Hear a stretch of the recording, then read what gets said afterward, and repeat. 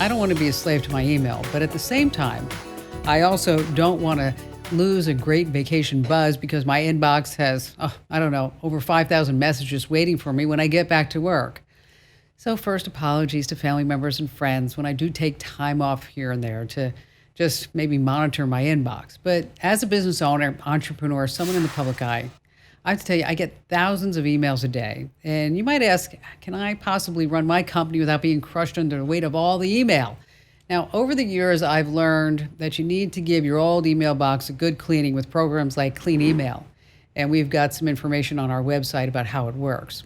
But I also have some practical tips. I've developed an entire strategy. Like, for example, it starts with the 1-minute rule. Now, when you're forced with a tsunami of emails, it's very easy to procrastinate, especially for some reason on those quick emails. And so that's why I give it the 1-minute rule. If you look at an email, you can answer it, just go ahead. If it's going to take longer than a minute, what you want to do is flag it so that this way you can take a look at it later. Number 2, when you really have to work, what you want to do is turn off your email, because between radio interviews, TV hits, USA Today columns, meeting calls, other commitments, I don't have all that time. So when it's time for me to buckle down, I just close the browser tab in my email and I switch off my phone's email notifications. Number 3 is that both Microsoft Office and Gmail, they have rules that allow you to organize your email. You can create labels that work like folders. And so you can have press releases, invoices, stuff from your staff, stuff from your boss, messages from department heads. Don't worry, we're going to tell you exactly how to do that in all your email programs. And number 4 is an interesting thing. It's a rule that I've developed with my entire staff. If you were going to send me an email, and if that email is more than 3 sentences long,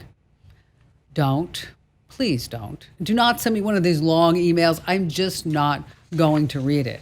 What I'd like you to do is actually to come over and say hello IRL in real life. Number 5 is to stay in sync. So you have all your different devices, you have all your laptops, your computers, your phones, your tablets, whatever it may be.